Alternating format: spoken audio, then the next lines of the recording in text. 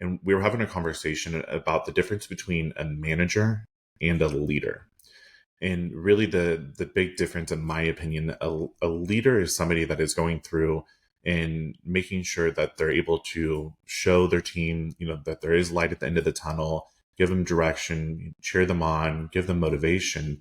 To our manager is more like, I look at like a micromanaging manager. They're on top of the people. They're trying to only hit the goals. They're not worried about anything else. They're very KPI, very numbers driven, and making sure that it's kind of that corporate America vibe, if you will.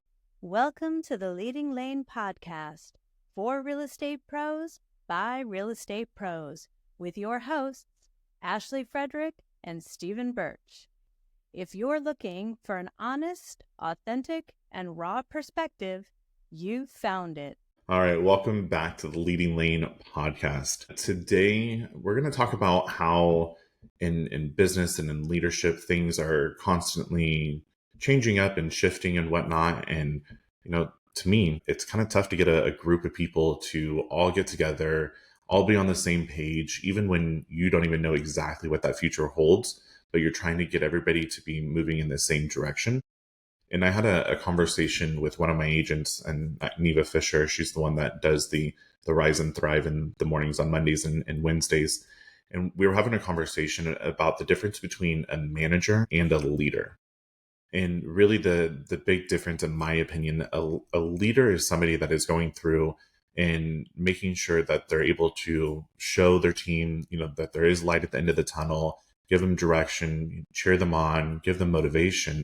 To our manager is more like, I look at like a micromanaging manager. They're on top of the people. They're trying to only hit the goals. They're not worried about anything else. They're very KPI, very numbers driven, and making sure that, kind of that corporate America vibe, if you will.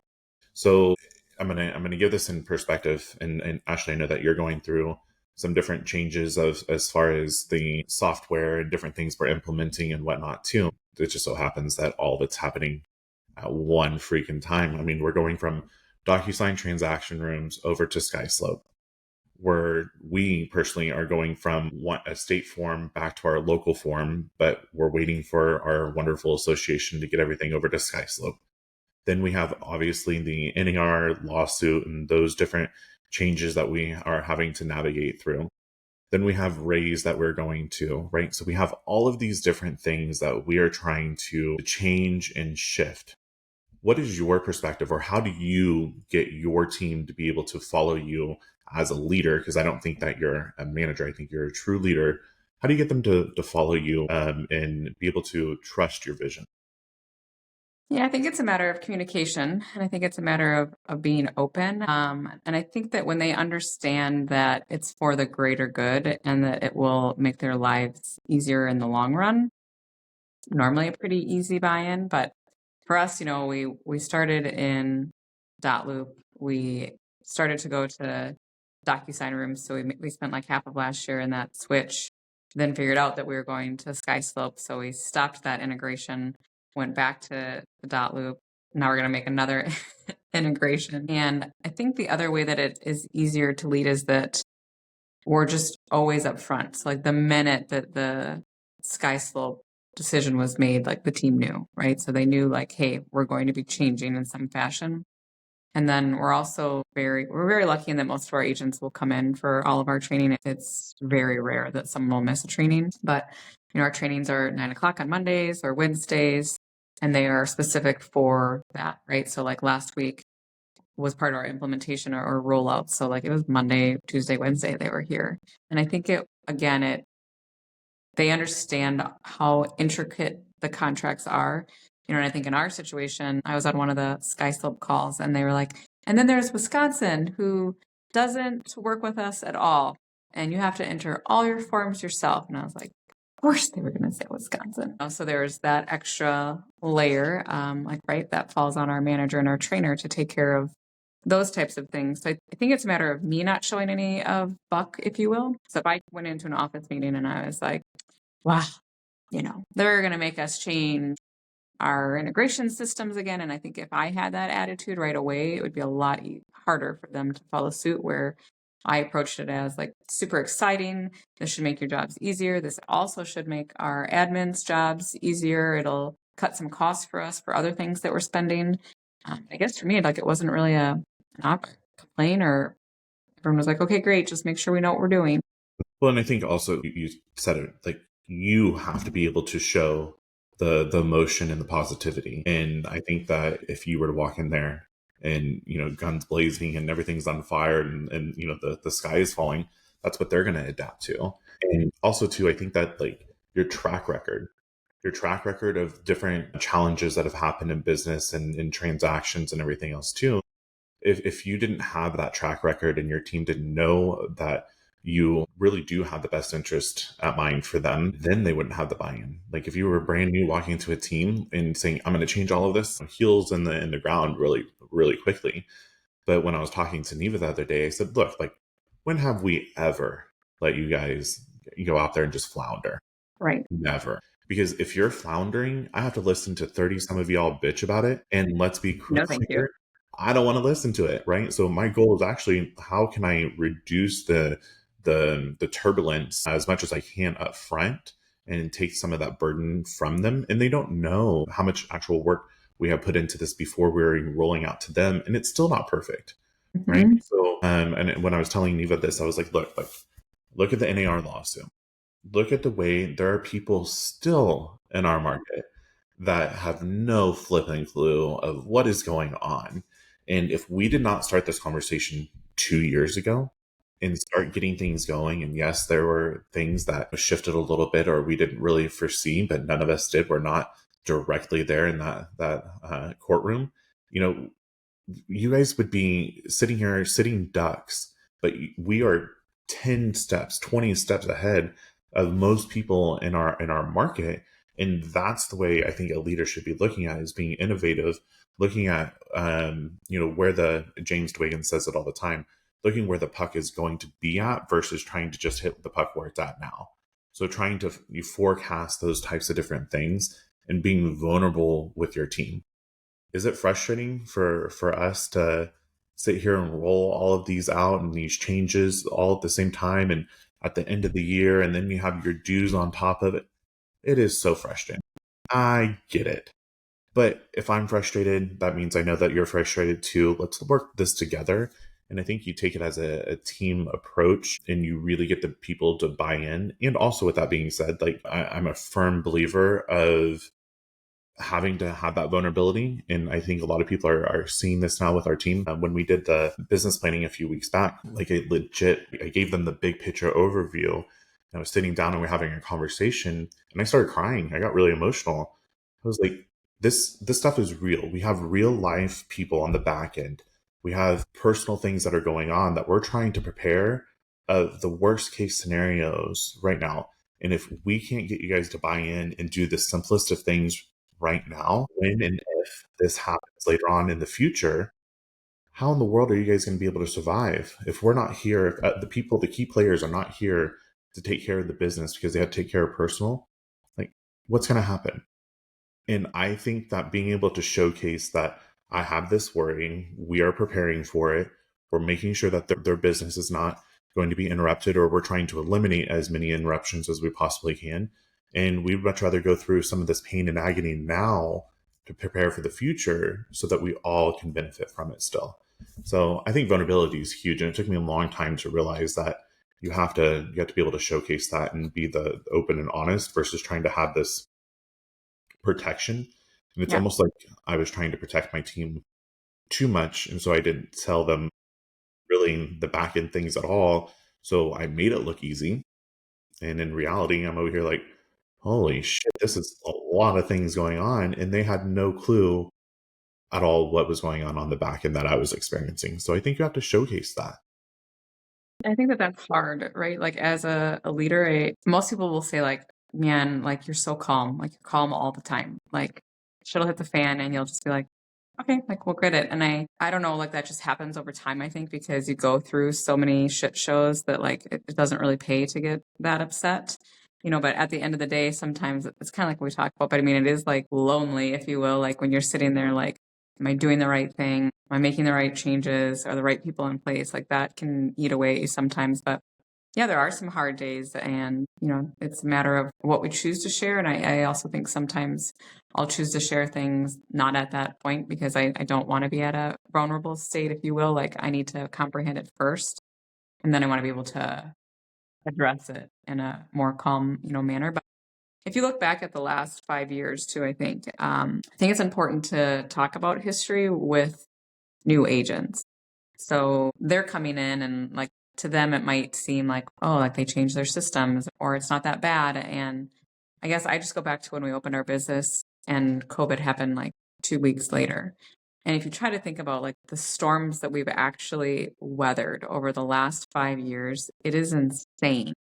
I mean, COVID, not being able to show properties, wearing masks, now video tour, virtual tours. You think of how quickly real estate has changed. And you look at all those storms you've weathered. So it was COVID, and then it was, 4%, 3%, 2% interest rates. I mean, like I would always joke that like, I think one day, like I showed like 30 houses and I didn't have time to pee, right? Like that was a whole nother stress factor, and writing 15 offers, right? Like that wasn't normal. But I think we have to make sure that those stories don't get lost in the shuffle because it does make us who we are today. It does make us stronger. And then you get to the NAR settlement, which is a whole another 2 years of waiting before we could actually implement it. And then I think you could agree with me that even how we thought we were going to implement it and what we actually did are two very different things, right? Like we started with a plan, and then we started realizing once those guidelines ran a little bit more, like that actually is probably illegal and we can't do it that way. And I think just being that I knew that no one else in the market was going to do. And, it was hard for me because, that was people's livelihoods. And if I make a change and the rest of the market kicks us out because they won't work with the change. And that was a really, really hard decision to make. But, we talked through it, and, thankful for James for stepping on a call. And it's hard to lead from the front. And here we are. And, we're still number one in the market. We've got almost 25% of the market share. And those were risks that everyone went along with what I told them to do. And once they understood it, it's fun for me to have them tell me that they go places and they listen to other agents and they try to explain to the agents why we do it that way. And like the other agents are just blank, like literally blank on their face. And to me, that's a success in itself. And that my agents are that confident in talking to 20-year agents and they're a 3-year agent. Absolutely. Well, and I think maybe you'll disagree with this or agree. Like those things when we first got into business, like really looking back, they're minute. Like, don't give me there's the milestones of, yes, the pandemic and all of these things. Like, I'm not talking about those, but I'm talking about like for me, when something didn't go my way, I'd be a hothead really quickly and I wanted to react. And now looking, I'm like, that really wasn't that big of a deal. And then there's these bigger things that are happening of, transitioning to a new platform. Like, yeah, it's kind of, I mean, it's a lot, it's a big undertaking. That's a huge shift to get 30 some people over onto a whole new platform. But really, it's not that big of a deal. And I think what has happened in this evolution is we've experienced so much. So therefore, like our bandwidth, because we can offload it off of us, we have more bandwidth to be able to comprehend, understand, and reflect and dissect what's truly going on. And we don't have to have that immediate reaction. At least like what I used to. I mean, we had a situation with an agent and they spat off really quickly. And I said, when I was an agent, I probably would have been in their shoes. So let's look at it from a little bit different. Like I'm a little bit more calm with it. Also, with that being said, it's because I don't have everything. I have a team that, works underneath me as far as, so I don't have to focus on everything anymore. But when I had all of that workload, I would react totally different to this agent than what I have now. Like, let's understand. Understand where we are and understand your perspective. And then let's meet in the middle of where each other are coming from to make sure that we have that common ground. But yeah, I think it's important to reflect. I think it's important to educate your team and the new agents that are coming through and being vulnerable, but also taking that time for yourself to truly digest what is happening so that your reaction does not create a chain reaction to the other people that you are leading. Well, and I think the other thing is, I don't think that leadership happens on day one, Mm. right? I mean, like, sure, you're the boss and you're in charge, but like, I just don't think that like true leadership happens until you've weathered some of those storms and until you have been in some shitty situations. But then I also think it's through surrounding yourself with other people, right? So like you and masterminds and conferences.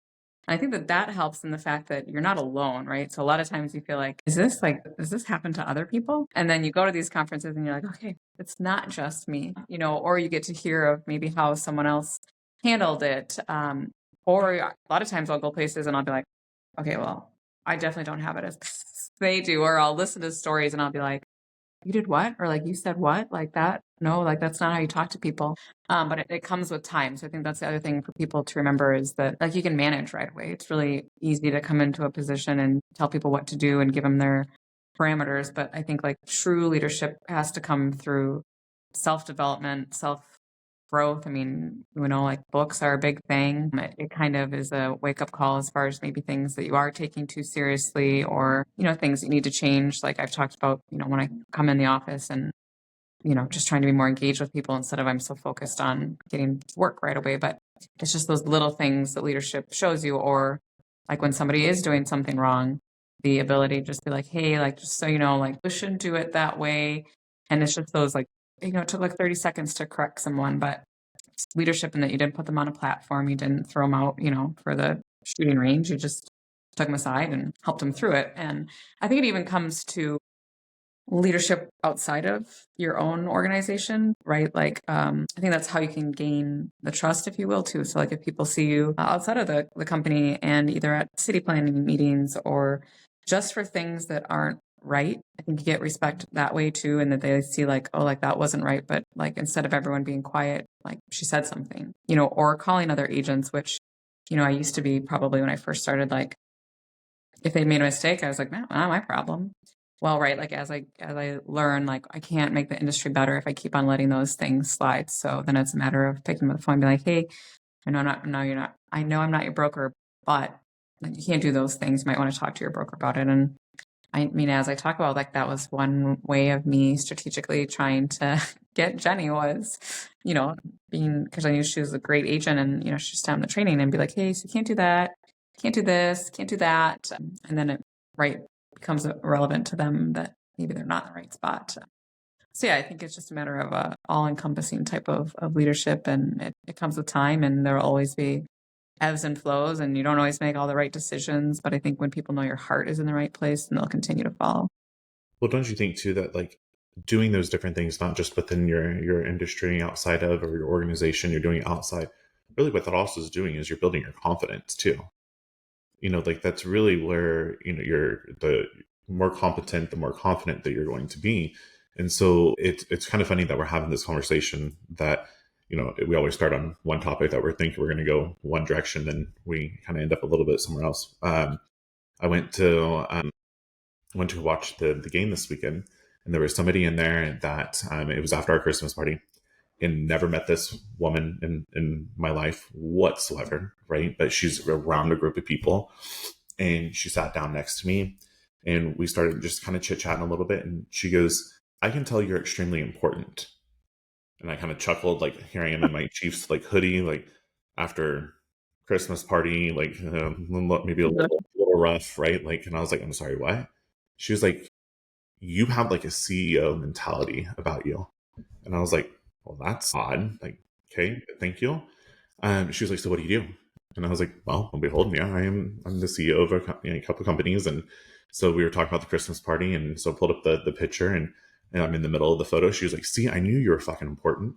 Like, she's like, you just have this poise about you. And I was just, it's funny because like, I remember, before I started working with Rebecca Mountain, one of the things that I wrote down that I wanted was to be able to walk into a room, have the confidence, have the, people to be able to know, like demand the room. And like now it's happening on the hangover day, and, people are notice those types of things. But with time, I do believe comes those things, and that confidence is built up. And I used to think that you would have to go into a room and, demand it in a manager way. But no, you demand it in a leadership way, and it's natural. And it's really not anything that you have to necessarily do other than being yourself. Yeah, I mean, I think that that's a lot of what they talk about, right? Is like being able to command a room by just being there. We kind of joke here that, like if things don't necessarily go the way that someone likes or whatnot, they're like, we should just call Ashley. Yeah. And right, like over those times, it's like I told you the other day, like through 12 years of business, like I've made relationships that when something doesn't seem right, like I'm skipping whoever told me that and I'm calling somebody else. Hmm. So we had a situation with, joke, but not a joke, but we had a situation. A buyer was writing like bad checks. It's just not a qualified buyer. She's writing cash offers on like a Mm. insufficient. It was just not good. Happened 3 times, but right, like all that is confidential information. So like no agents in my office would know that, but then our office manager pieced it together because she sees them. So I was like, well, I think we should call the cops because like this is a huge thing. Like we almost bumped someone from from an offer. Like, could you imagine if they would have been bumped and that was an invalid buyer? So they called dispatch, and dispatch was like, yeah, I mean, it's not a crime. Like, too bad she wrote a bad check. You know, it is what it is. And I was like, and I just emailed the police chief and I was like, hey, so we called dispatch. I don't really think that this is the right answer. I thought that I should just let you know. And then they had a detective call me, and then I gave them more information, and they're like, oh my gosh, that's definitely a huge violation. Like, we're on this or whatnot. But everyone was joking. They're like, just leave it up to Ashley to skip whoever. And I was just like, I mean, you have to call people to get it done. Like it's a major situation. Somebody didn't want to answer or take it seriously, and it is a serious situation. So you keep on reaching out to the right people.